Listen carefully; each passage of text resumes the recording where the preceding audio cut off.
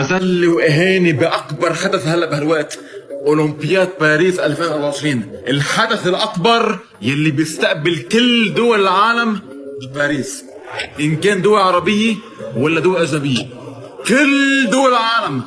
وهلا بهالوقت صار في مذل وإهانة ولا حدا انتبه له. شوف معي.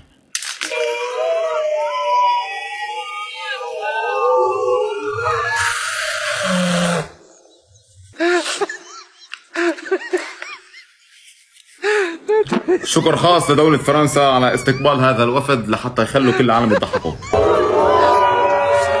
كل دول العالم قاعدين عم يزقفوا، قاعدين عم يرحبوا فيهم، بينما هيدا الوفد ولك العالم واعي، العالم واعي، ما في غير السلطات الصهيونية يلي بينتموا لهيدي الصهاينة، هن الوحيدين بيعترفوا بهذا الشيء فقط. أما الشعب العربي والشعب الأجنبي 95% منهم على الأقل بيعرفوا شو هن هول، 95% بيعرفوا خطورة هذا الشيء اللي أمامنا. وآخر شيء بدي أقوله شكر خاص للبي ان سبورت يلي نقل جميع الوفد العربي والأجنبي وما نقل ورق الحمام.